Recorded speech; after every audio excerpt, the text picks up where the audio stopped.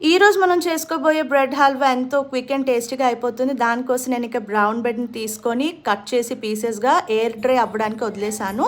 మీరు కావాలంటే white bread కూడా తీసుకోవచ్చు. దానికోసం నేను 1/2 లీటర్ మిల్క్ తీసుకుంటున్నాను. ఇది ప్రాపర్ క్వాంటిటీ. అండ్ నేను ఇలా అది కలుపుతూ ఉండాలి. ఎందుకంటే లేకపోతే అడుగంటేస్తుంది. ఇంకో పక్కన థిక్ ప్యాన్‌లోన 2 టేబుల్ స్పూన్స్ ఆయిల్ వేసుకోవాలి అండ్ 4 టేబుల్ స్పూన్స్ ఘీ వేసుకోవాలి. నేను డీప్ ఫ్రై చేయడం లేదు, షాలో ఫ్రై చేస్తున్నాను. సో నేను తక్కువ ఘీ అండ్ తక్కువ ఆయిల్ క్వాంటిటీ తీసుకున్నాను. అండ్ ఇలా ఇది కొంచెం నార్మల్ హీట్ వచ్చినంత వరకు దీనికి చేసుకోవాలి.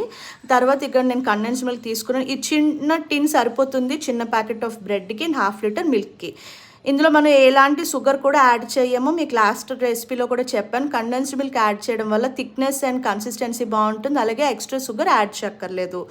అలాగే ఇక్కడ చూసారా బ్రెడ్ని వేసుకుని ఇంకో పక్కన కంటిన్యూస్గా మిల్క్ని బాయిల్ అవుతున్నప్పుడు కలుపుతూ ఉండాలి.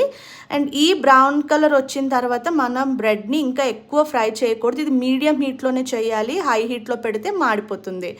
సెకండ్ టైం బ్యాచ్ వేసేటప్పుడు ఇలా ఘీ తక్కువ అయిపోతే మనం మధ్యలో యాడ్ చేసుకోవచ్చు, ప్రాబ్లం లేదు. ఎందుకంటే తక్కువ క్వాంటిటీలో యాడ్ చేస్తున్నాం. అండ్ ఇక్కడ అదే గీలోన బ్రెడ్ అయిపోయిన తర్వాత కాజుని కూడా ఫ్రై చేసి పెట్టుకోవాలి. మీ దగ్గర ఏ డ్రై ఫ్రూట్స్ ఉన్నా కూడా యాడ్ చేసుకోవచ్చు. ఇంకో పక్కన చూసారు కదా మిల్క్ ఆల్రెడీ 3/4 అయిపోయింది. ఈ స్టేజ్ వచ్చిన తర్వాత మనం ఇందులో కండెన్స్డ్ మిల్క్ని యాడ్ చేసేసుకోవాలి. అలాగే యాలకులు కూడా దంచి వేసేసుకోవాలి. కావాలంటే మీరు పౌడర్ కూడా యాడ్ చేసుకోవచ్చు. ఇదంతా అయిన తర్వాత మనం కాజు బ్రౌన్ కలర్ అయ్యాక బ్రెడ్ని యాడ్ చేసుకోవాలి. అందులో మన పక్కన బాయిల్ చేసుకున్న మిల్క్, కండెన్స్ మిల్క్ అండ్ యాలకుల్ని ఇందులోనే యాడ్ చేసుకోవాలి. కొంచెం లైట్ హ్యాండెడ్తో కలపాలి, లేకపోతే ఇదంతా కూడా పేస్ట్ లాగా అయిపోతుంది, బ్రెడ్ పీసెస్ తగలవు. చూసారు ఈ కన్సిస్టెన్సీ వచ్చిన తర్వాత ఈ బాయిలింగ్ స్టేజ్ ఆల్మోస్ట్ ఓన్లీ 2 మినిట్స్లోనే ఇదంతా అయిపోతుంది. ఈ స్టేజ్ వచ్చిన తర్వాత మనం ఆపేసుకోవాలి స్టవ్.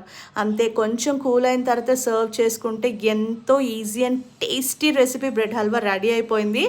టేస్ట్ చూసి మీకు ఎలా అనిపించిందని నాతో చెప్పడం మర్చిపోకండి.